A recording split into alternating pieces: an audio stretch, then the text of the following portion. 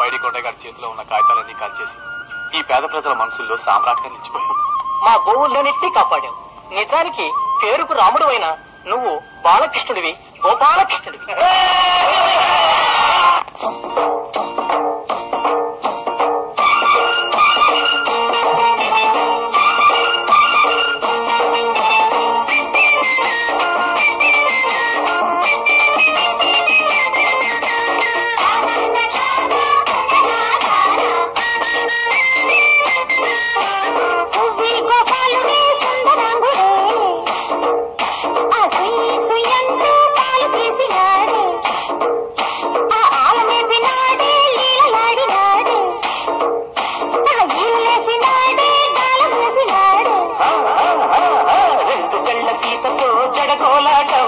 పండులాంటి పాపతో వడితారంగం, రెండు జళ్ళ సీతతో జడకోలాటం, పండులాంటి పాపతో వడితారంగం, సూపి గోపెమ్మరో సుందరంగిరు, ఆ సంయంటూ చల్ల చిలికినారు, ఆ కప్పమంటి నడుము కాస్త ఊపినారే, ఆ ముద్ద వెన్న తీసి ముంత దాచినారే.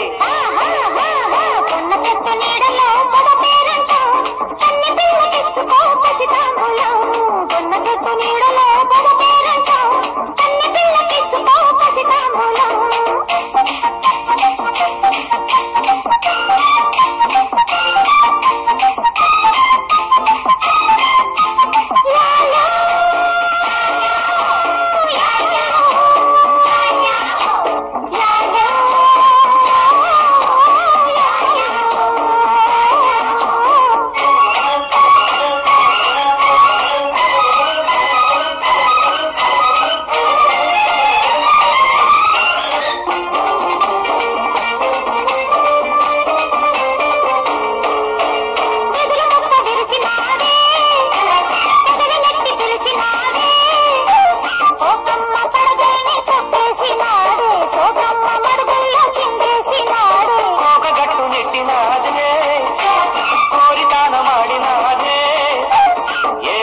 చీరల్లే కట్టేసినారే, శాపంటి కళ్ళెట్టి చంపించినారే,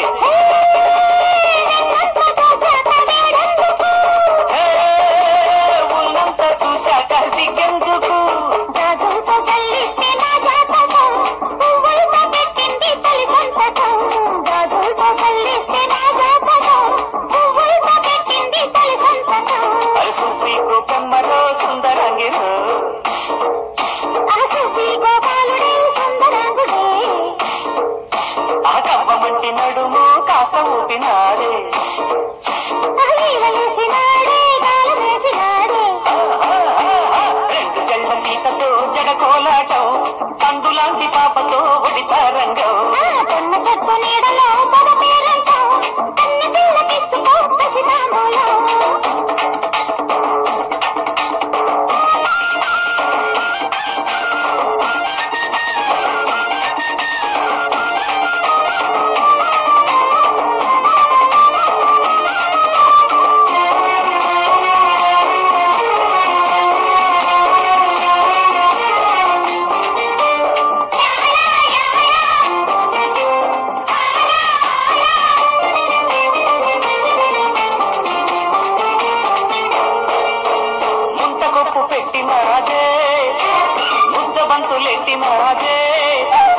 అడవెత్తి కౌగిళ్ళు పట్టేసినారే, అది చూసి నా ఒళ్ళు చూస్తున్నాడు,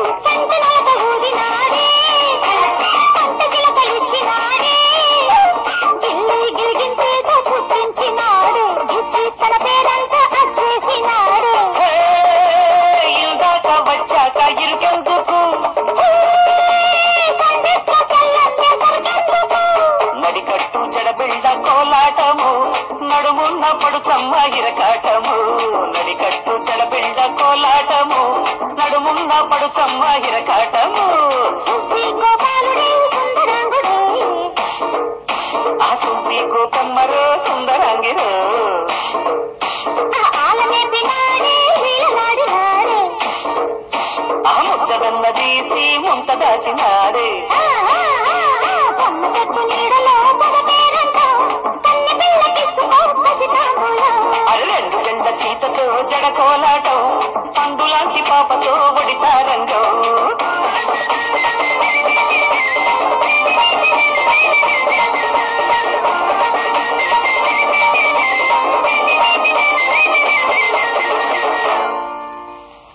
చిచి, ఊళ్ళో ఆడాల చేత మహాన బూడిద కొట్టించుకున్న ఇతగాడి పక్కన నుంచోవాలంటే ఊళ్ళంతా కంపరంగా ఉంది బాబు. ఎంతకాలం ఉప్పు తిని ఊడిగించేసింది ఊరంతా ఉమ్మేసిన ఈ మనిషి దగ్గర చిచి తలుచుకుంటేనే ఒళ్ళంతా జలమయంగా ఉంది. ఇంతవరకు నన్ను సామంతరాజు కొడుకు అనేవారు. రేపటి నుంచి బూడిద రాజు కొడుకు అంటారు. చూస్తూ ఊరుకుంటే బూడిదేం కర్మ, మొక్కల్లో పేడ కొడతారు. చిచ్చి, పేడేంటి ఈపి మీద పెరగలు కొడతారు. చిచ్చి చిచ్చి, మనిషి అన్నవాడెవడు భరించలేని అవమానం ఇది. ఎలా భరిస్తున్నాడో ఏమిటో. ఊళ్ళో వాళ్ళందరి చేత నాకు బూడిద కొట్టించిన ఆయన నొక్కేస్తానేటి.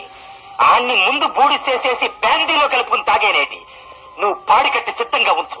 నువ్వు పంతులు పిలిచి మీరు పేలాలో కుండా పట్టుకుని లడియా. సామ్రాట్నని చెప్పుకుంటున్న రాము గాడికి ఇయాలే శాంతం పెట్టేస్తాను.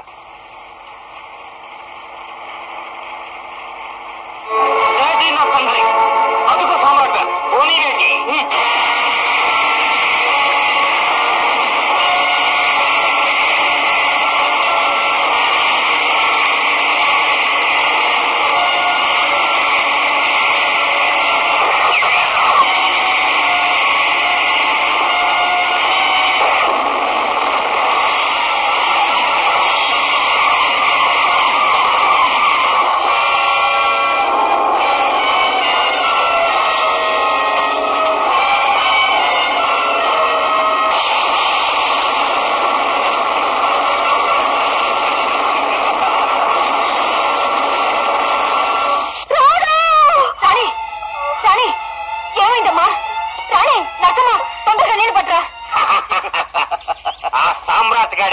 ముగిసిపోయింది. ఈ పిల్లి గంతుల అప్పల ఈర పైడి కొండయ్య సామంతరాజు ఈర పతాకం ఆనందంగా ఎగురుతోంది. మళ్ళీ సంబరాలు చేసుకోండి, సింధులు తొక్కండి, సంతోషం చేసుకోండి, పండగ చేసుకోండి. అయ్యా అయ్యా అయ్యా, ఊళ్ళోకి కొత్త కలెక్టర్ గారు వచ్చారట. ఊరవతల టెంట్ లో బస చేశారట. పేరు వై ధర్మరాజట. ఇళ్ల స్థలాలు మంజూరు చేసి పట్టాలు పంచి పెడుతున్నారట. పరమానందం చాలా మంచి కబురు చెప్పేసి మనకింకా మంచి రోజులు వచ్చేసాయి కదేటి. ఆ కలెక్టర్ ని మనమే ముందుగా కలిసేసి ఆ స్థలాన్ని మనమే కాజేసేద్దాం. ఆగండి, ఇద్దరికి ప్రవేశం లేదు, మీరొక్కరు వెళ్ళండి.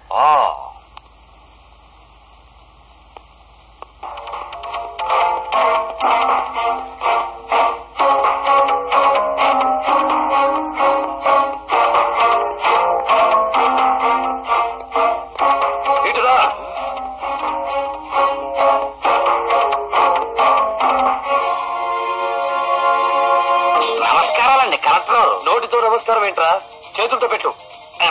సిద్ధం. పళ్ళు టేబుల్ మీద పెట్టు. చెప్పకముందే కూర్చుంటావేంట్రా, నిలబడు. ఇదేంటండి బాబు, మీరు నాకేసి తిరిగి చూడకుండా ఇవన్నీ ఎలాగ చెప్పేస్తున్నారేంటి? షటప్. వెనుక నుంచి నువ్వు వెళ్ళి పిచ్చి వేషాలు వేసినా నాకు తెలుస్తుంది. ఇప్పుడు చెప్పు, ఎందుకు వచ్చావు? మీరు పేదవాళ్ళకి స్థలాలు మంజూరు చేయడానికి వచ్చారని తెలిసిందండి బావు. వాళ్ళకి చిన్న చిన్న మొక్కలు మంజూరు చేసేసి నాకు మాత్రం 1000 ఎకరాలు మంజూరు చేసేయండి. నేను పళ్ళ నిండా తెచ్చిన కానుకలు స్వీకరించి. కానుకల 2 ఫుట్లు 10 నోట్ల కట్టలకు స్థలం కావాలంటే 6 అడుగుల పొడవు 3 అడుగుల లోతు స్థలం మాత్రమే దొరుకుతుంది.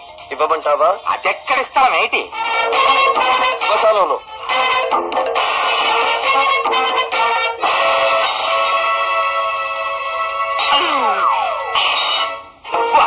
నువ్వింకా బతికే ఉన్నావేటి?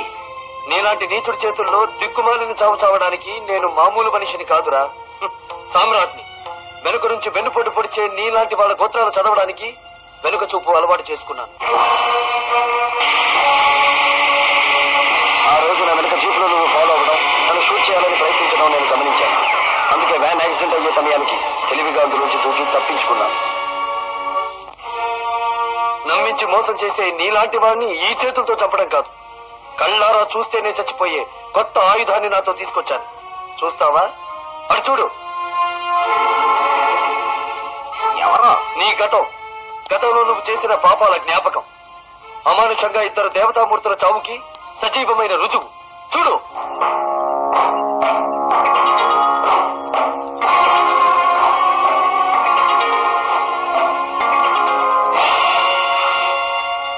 కదరావా నువ్వు? నేనే ఇంకా బతికే ఉన్నాను. నీ పాపాలు పండే రోజు కోసం ఎదురు చూస్తూ బతికే ఉన్నాను. ఘోరాలు చేసే రాక్షసుల్ని అంతం చేయడానికి భగవంతుడు యుగానికి అవతారం ఎత్తుతాడు. ఇప్పుడు ఈ రాముడు కూడా నిన్ను ఉరికంబం ఎక్కించడానికి నీ పాలిట 11వ అవతారం ఎత్తాడు. దానికి కావలసిన శిక్షణ తీసుకుని సామ్రాట్ అయ్యాడు. కాళ్ళు చల్లబడుతున్నాయా?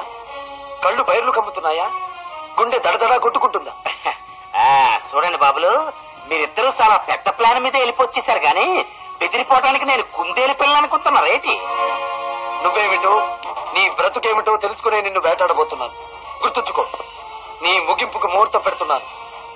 ఇల్లు కాని వీధి కాని చోట, రాత్రి కాని పగలు కాని వేళ, దక్షిణాయనం రాక్షసనామ సంవత్సరంలో జ్యేష్ఠ బహుళ చతుర్దశి ఉత్తర పల్గుడి నక్షత్రంలో సాయంత్రం 3:02 సమయంలో నీ చరిత్రకు ముగింపు రాస్తాను. వెళ్ళు. ఆగు. ఇటురా.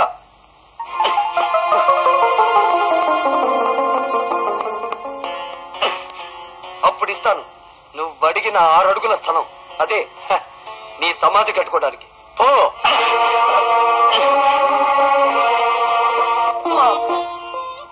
మీరు నా పాలిట దేవుడు బాబు. అన్నం పున్ను ఎరగని మా రాముణ్ణి అన్యాయంగా జైల్లో పెడతా అంటే మీరు అడ్డుకుని ఆయన్ని ఆదరించి ఇంత ప్రయోజకుడిని చేశారంటే నేను మీకు రుణపడి ఉన్నాను బాబు. అంతేకాదు, వాడు చేసే దురన్యాయాలను ఎదుర్కొనే గొప్ప శక్తివంతమైన మనిషిగా రాముని తయారు చేసేందుకు ఈ ఊరంతా మీకు రుణపడి ఉంటుంది. మీరు చూసింది వాడు ఈ గ్రామంలో చేసింది చాలా చిన్న దుర్మార్గం. వాడు పట్టణంలో ఎందరి జీవితాల్లో బలి తీసుకున్నాడు, ఎందరి మనశ్శాంతిను నాశనం చేశాడు.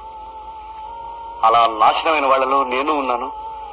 దేవతలంటే నా చెల్లెలు ఉంది, నా బావ ఉన్నాడు. 20 ఏళ్ల కిందట ఆ పైడికొండ పట్టణంలో పెద్ద మనిషిగా చెరామణి అవుతూ దొంగ నోట్ల కేసులో ఇరుక్కున్నాడు. అయ్యగారు, ఈ కేసు మనం గెలుస్తామని నాకు ముందే తెలుసండి. అసలు మీరు కేసు పట్టుకున్నారు అని తెలియగానే జడ్జి గారు నిర్ణయానికి వచ్చేస్తారు. న్యాయం మీ వైపునే ఉంది అని. ఆ గొప్పతనం న్యాయంది కానీ నాది కాదయ్యా. నీ పని చాలా హాయి లాయరు బావా. సాయంత్రాన్ని కోర్టు నుంచి ఇంటికి వస్తావు. మాకు రాత్రి మౌళ్ళు డ్యూటీ తప్పదు. ఇవాళ ఎక్కడే డ్యూటీ? అమ్మవారి గుడి దగ్గర విగ్రహాలకి. చూడన్నయ్య, గుడికి వెళ్ళకుండా బాబు మిస్కింగ్ చేస్తున్నాడు. దానికేముందమ్మా, నేనున్నాను కదా. బాబు నాకి, నువ్వు హాయిగా గుడికి వెళ్ళరా. ఏమండి, మీ డ్యూటీ కూడా గుడి దగ్గరేగా, నన్ను కూడా మీతో తీసుకెళ్తారా? డ్యూటీలో ఉన్న పోలీస్ ఆఫీసర్ ఆర్యని తన జీపులో. ఓకే ఓకే అమ్మా, బావ సంగతి నీకు తెలుసు కదా. రూల్స్ గురించి నీకు గంట సేపు లెక్చర్ ఇస్తాడు కానీ నేను జీపు ముట్టుకొని ఇవ్వడు. బావా, మా చెల్లాయి నేను ఆటోలో పంపిస్తాను కానీ నువ్వు వెళ్ళి ఆ ఊరేగింపు సంగతి చూడవయ్యా. ఓకే బాబు. అల్లు చేయదు బాబు. నేను చూసుకుంటాలే అమ్మా, నువ్వు వెళ్ళరా. హలో, చక్రధారి లాయరు బావేటి? నీ బావ ఇన్స్పెక్టర్ శేఖర్ ఉన్నదేటి? ఎవరు మాట్లాడేది? దొంగ నోట్ల కేసులో మీరు జైల్లో తొయించేసిన పైడి కొండని కదేటి? జైలు నుంచి బయటికి వచ్చేశాను కదేటి? నాకు సెట్ చేయించిన నీ బావను నొక్కేస్తాననుకున్న వేటి? తొందరలో ముహూర్తం ఎక్కేస్తానని సెట్ అయ్యి నీ బావకి.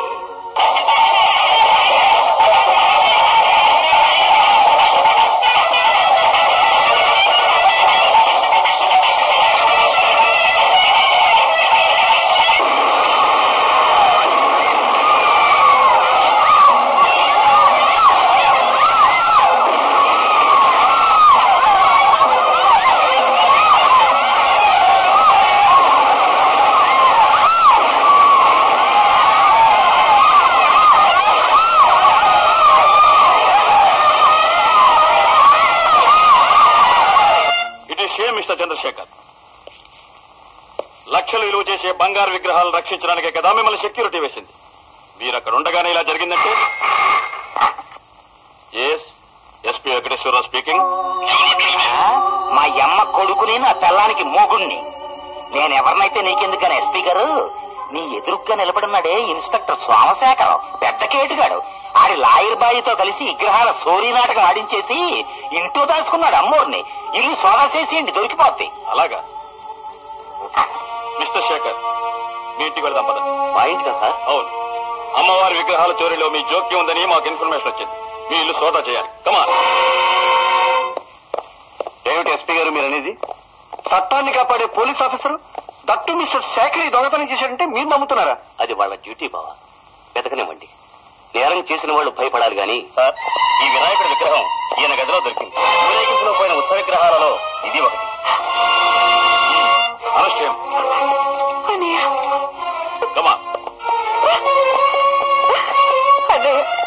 ఏమిటి ఘోరం? విగ్రహం మన ఇంట్లో దొరకటం ఏమిటి? ఆయన మీద ఎన్నింది ఏమిటి? నాకిప్పుడంతా అర్థమైందమ్మా. ఆ పైడికొండే బావ మీద పగపట్టి పనంతా చేశాడు. నువ్వేం బాధపడకు. కోర్టులో బావకి తప్పకుండా న్యాయం జరిగేలా చూస్తాను. ఊరుకోమ్మా.